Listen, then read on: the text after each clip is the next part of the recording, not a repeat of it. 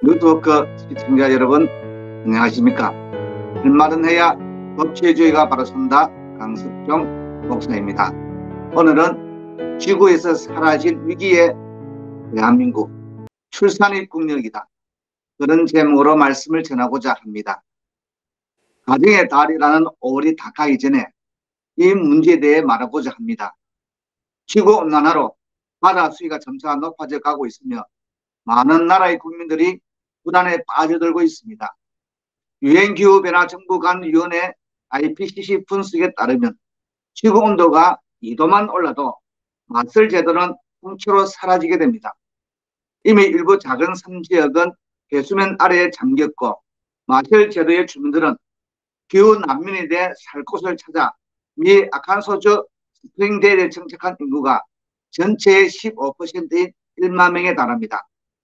마셜 제도처럼 사라질 위기에 처한 국가는 44개국이 넘습니다. 남태평양의 섬나라 키리바시는 30년에서 60년 후 지도상에서 사라질 것으로 예상되고 있으며, 인근 섬나라 투발루는 국외섬 가운데 벌써 2곳이 바다에 잠겨 정부는 국토 포기를 선언했습니다. 전체 국토가 바다 밑으로 가라앉기까지는 40년도 채 남지 않았습니다. 호주 서부의 해수면 상승 속도도 전 세계 평균의 2배 정도로 빠릅니다. 세계 변호사 협회에 따르면 2050년까지 최소 2억 명의 기후 난민이 지구촌을 떠돌 것으로 예상하고 있습니다. 세계 각국은 기후변화에 대한 대응 수준을 올리고 있습니다. G7 주요 7개국 정상들은 독일에서 정상회의를 갖고 글로벌 탄소 배출량을 2050년까지 현재의 40%에서 70% 수준까지 줄이기로 협의했습니다. 그런데 우리나라는 기후변화가 아니라 저출산과 고령화로 지구에서 제일 먼저 사라질 나라라는 말을 듣고 있습니다. 왜 이 지경까지 오게 되었을까요? 첫째는 우리나라의 저출산 위기를 악용하는 저출산 유도 세력들이 있습니다. 우리나라의 저출산 위기가 찾아온 것은 그동안 좌파 정부의 급진 페미니즘 정책에 의해서 초래된 사회 현상입니다.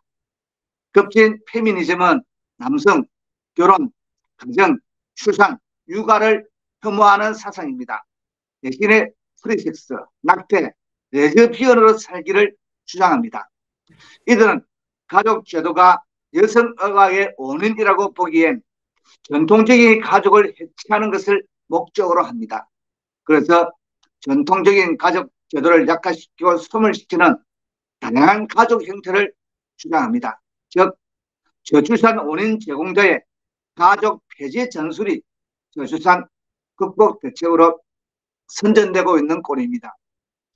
페미니즘의 아버지라 불리는 에릭 프롬은 사회주의자인 프랑크푸르트 학파입니다. 급진 페미니즘의 선도주자인 여성들도 대개 마르크스주의자나 사회주의자였습니다. 냉전시대의 서구에서 공산주의를 말하기는 어렵고, 프랑크푸르트 학파는 미래 소련과의 만남을 기다리며 그동안 서구 국가들을 약화시키는 전술을 고안했습니다. 그것을 권리, 인권이라며 학생들에게 신념화시키고 행동하게 했습니다. 학교 교육이 대량 복제의 장소였습니다. 6.8운동이라는 것으로 알려져 있는데, 이것은 폭력운동, 폭력시위, 테러, 도시 게릴라뿐 아니라 문화운동, 전통적 사회를 해체하고 새로운 사회 만들기도 포함하고 있었습니다. 즉, 여기에서 나온 성해방이나 급진 페미니즘, 낙태, 전통 가치와 제도의 해체 등은 망국의 전술이라는 것입니다. 대한민국 체제를 전복하려던 사회주의자, 신북, 공산주의자 6.8운동은 훌륭한 전술 지침이 되었습니다. 3당 합당으로 우파 정당마저 그들과 혼합되면서 한국은 그것에 대한 대응 세력이 점차 쫓겨나면서 현재의 상황에 이르게 된 것입니다. 그 결과 저출산, 국가 소멸론까지 나온 것입니다. 저출산 극복의 해법을 그들이 배운 다양한 가족 형태 전술에서 찾는다면 이런 바보가 없을 것입니다. 저출산위원회를 만들어 놓고 페미니스트들이 주도하기에 한결과 수백조 원의 돈을 써도 효과가 나오지 않는다는 것을 이미 알고 있지 않습니까? 페미니스트들의 진주 구축 비용이었던 것입니다. 서울 경제의 기사를 살펴보도록 하겠습니다. 프랑스가 1999년 도입한 팍스는 결혼이 아닌 생활 동반자 관계를 법적으로 보장하는 대표적인 사례입니다.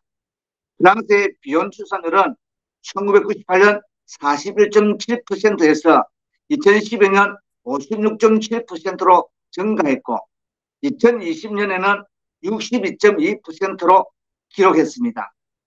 현재 팍스 제도를 통해 결합한 관계의 90% 이상이 이성간 결합으로 이루어져 있습니다.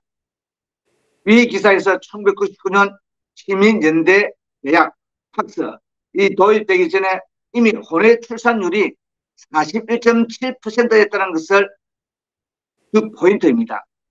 왜 혼외 출산율이 높아져서 사회적 문제를 만들어냈는가에 원인 파악을 해야 하는 것입니다. 극진 페미니즘의 제도화로 이혼 시 남성들은 재산 분할과 양육비 지급 등으로 부담이 증가했고 그래서 혼인을 거부하였고 원거 상태로 지냈습니다.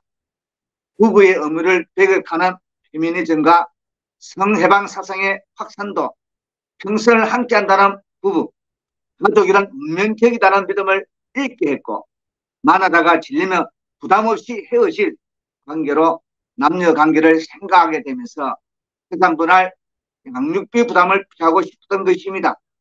그런 부담을 없게 하는 팍스라는 제도가 도입되자 남성들은 혼인을 줄이고 팍스를 선택하는 비율이 높아지게 되었습니다. 그 결과 혼인 출산율이 더 높아진 것입니다. 혼외 출산율이 더 높아진 것입니다. 극진 페미니즘은 이혼 시 여자의 경제적 안정을 위해서 남자의 부담을 늘려왔는데 혼외 출산율이 늘자 남자의 부담을 배제한 팍스, 생활 동반자라는 제도를 만들어 호응을 받은 것입니다. 결국 페미니즘의 목적인 혼인제도 파괴에 어느 정도 성공한 셈입니다. 이것이 과연 좋은 결과였을까요? 프랑스의 학대 출산율은 1997년 1.79명에서 2010년 2.01명으로 뛰었으며 2020년에도 1.83명을 기록했습니다. 프랑스의 전폭적인 출산과 양육 지원 정책에도 불구하고 프랑스 국민들은 아이를 더 낳지 않았으나 아프리칸 이민자들은 출산 수요 정책 덕분에 본국에서보다도 더 많은 아이를 낳았습니다. 이민자의 출산율은 3.3명이나 되며 그래서 프랑스의 출산율이 상승한 것입니다. 나영정 가족구성권 연구소 연구위원은 프랑스의 팍스도 이미 동거 커플이 많이 존재하는 상황에서 도입됐으며 사회에 존재하고 있는 다양한 관계들을 보호하기 위한 목적이었다. 사회적인 현상을 규정하는 게 아니라 사회 현상에 맞춰서 정책을 수립한 것이라고 설명했습니다. 기사의 통계에서 보이듯이 한국의 혼외 출산율은 2.5%입니다. 1980년도에 2% 내외와 큰 차이가 없습니다.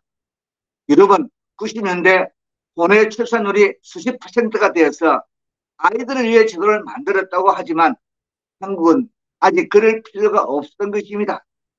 사회 현상이 필요로 하지 않았던 것입니다. 그리고 60년대 사실혼 제도 도입으로 혼인 관계에 대해서는 서구보다 일찍 보호를 제공해 왔습니다. 그래서 이러한 법제화는 위에 구체한 명분들 때문이 아니라 평생을 운명 공동체로 간다는 사회의 최소 구성 단위 가족이라는 전통적 가치를 파괴하는 데 목적이 있다고 보는 것입니다. 급진 페미니즘의 아버지 프랑크푸르트 학파의 에릭 프롬은 가족을 국가의 축소판으로 보았습니다. 그런데 공산주의는 국가의 해체를 주장하는데 국가의 해체의 축소판이 가정의 해체라 할 수 있습니다. 그것이 급진 페미니즘, 여성단체, 정당, 언론을 통해 진행되고 있었던 것입니다. 급진 페미니즘이 초래한 저출산 위기를 극복한다는 해법으로 급진 페미니즘의 가족 제도 해체 전술인 다양한 가족 형태를 제시한다는 것은 사회와 국민에 대한 조롱과 요소가 아니면 뭘까라는 생각이 듭니다. 한국의 젊은 남성들은 위와 같은 국가 페미니즘을 학교에서부터 강요당하면서 문제점을 인식하고 있었으나 한국의 우파 정당과 정권은 국가 페미니즘에 협조해왔으며 문제점이 무엇인지 인지도 안 되어 있었습니다. 우파의 주력인 어르신 우파들은 신마르크스주의의 각종 인권 저수를 배우지 못했기에 존재 자체를 모르고 있었으며 눈뜬 장님과 같이 문화적으로 사회주의화되는 것에 방황만 해온 것입니다. 젊은 남성들과 연대를 할 수 있음에도 좌파의 역사를 모르기에 어르신 우파는 그 연결의 가능성조차 몰랐던 것입니다. 대한민국의 자경화와 몰락을 막으려면 젊은 남성들이 국가에 대해 저주가하게 만드는 급진 페미니즘에 대해 우파 어르신들의 눈을 뜨고 연대의 손을 내밀어야 합니다. 둘째로 이런 사상에 물들어 있는 당사자들의 현실 문제입니다.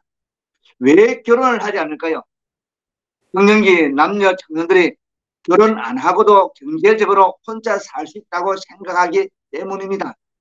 남편에게 얹혀 살지 않아도 혼자 먹고 살 수 있고 성격 욕구도 결혼하지 않고도 채울 수 있는 길이 열려 있기 때문이라고 합니다.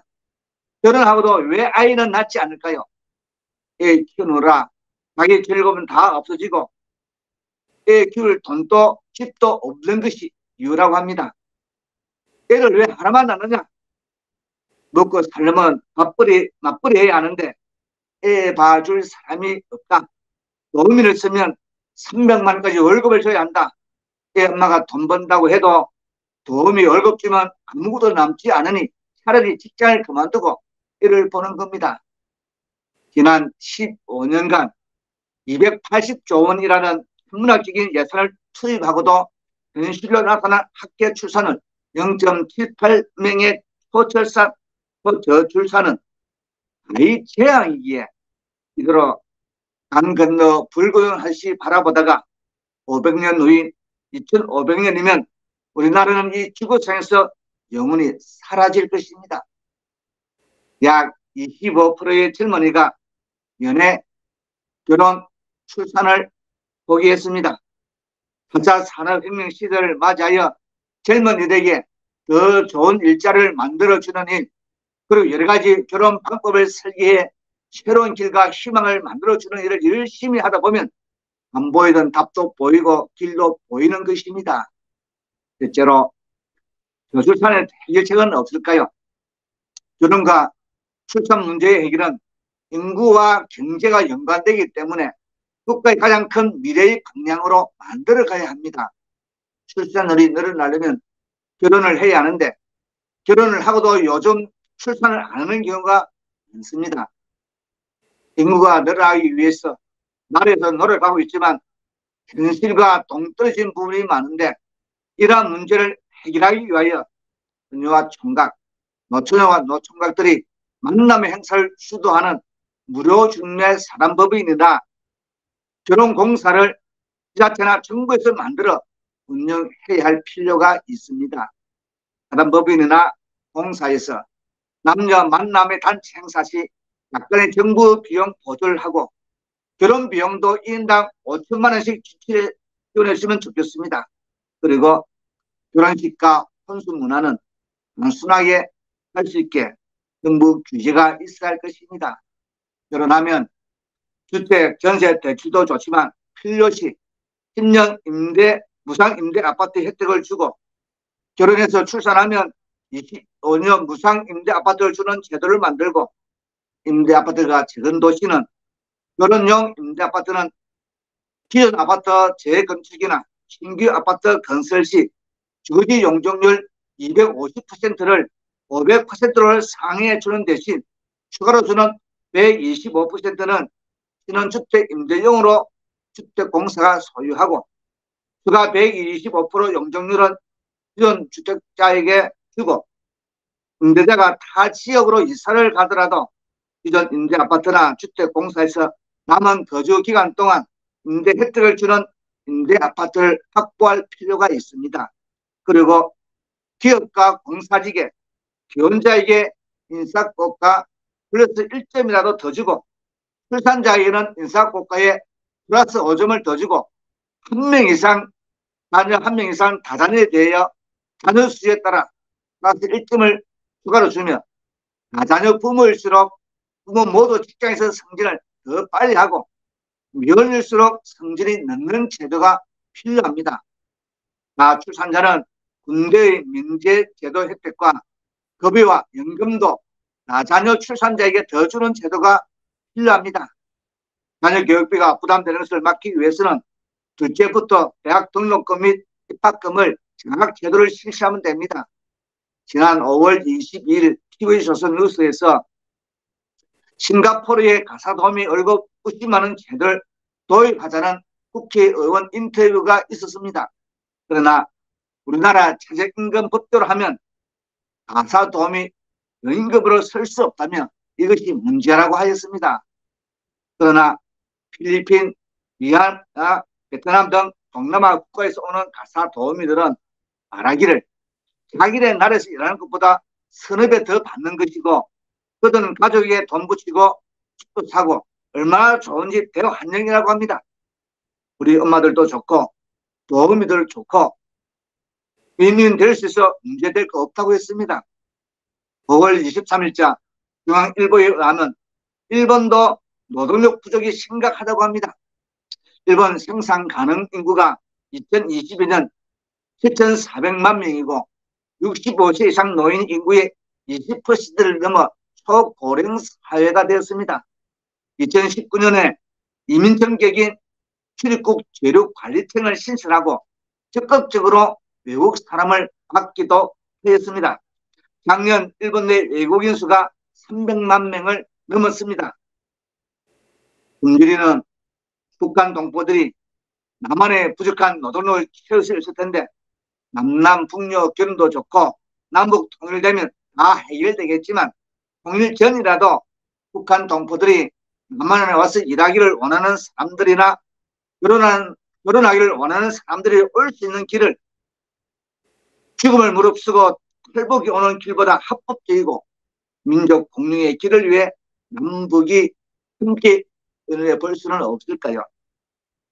출산절벽이라는 말은 정말 가슴을 후벼파는 슬픈 단어입니다. 아이들은 우리의 미래이고 희망입니다. 아이를 낳는 것은 미래가 태어나는 것입니다. 그동안 저출산 문제에 대해 백화점식으로 나열된 단기 처방에 추진하다 보니 280조 원이라는 폭력적인 예산만 낭비하는 결과를 초래하고 말았습니다. 대한민국은 국회의원만 많았지 밥그릇 사움하기에 바쁘고 자기를 위한 법만 잘 만들어 놓은 이상한 집단입니다. 제발 땜방식 정책은 하지 말고 지금이야말로 인구 재앙을 대비할 마지막 골든 타임이라는 마음으로 저출산 대책과 정책을 새롭게 마련해야 할 것입니다. 그렇지 않고 이대로 계속 가다간 대한민국은 역사 속에서는 존재했던 나라가 될 것입니다. 이제 그 숙제를 함께 해결해야 할 때가 왔습니다. 감사합니다. 같이 기도하겠습니다. 인간의 생사법과 나라의 흥망성쇠를 주관하시는 하나님 아버지, 하나님의 기적적인 간섭과 이승만 대통령의 4대 건국 정신으로 세우신 이 나라를 지켜주시옵소서. 자유 대한민국을 무너뜨리기 위해 공산주의자들은 가정의 해체가 국가의 해체라고 하면서 나파 정부의 정책에 의하여 급진 페미니즘을 통해 이 일을 진행하고 있었습니다. 마르크스주의자와 사회주의자들의 급진 페미니즘 사상으로 남성, 결혼, 가정, 출산, 육아를 혐오하며 동네마다 가정마다 아이들을 울음소리를 거치고 저출산으로 나라가 사라질 위기에 처했습니다. 국가를 약화시키는 전술인 권리, 인권을 학생들에게 신념화시키고 행동하게 하므로 학교 교육이 대란 복제의 장수가 되었습니다.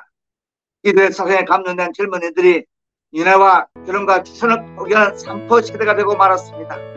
정부에서 이들을 위해 좋은 정책을 만들어서 어린 아이들의 울음소리가 동네마다 인생마다 울려 퍼지게 하여 주시옵소서.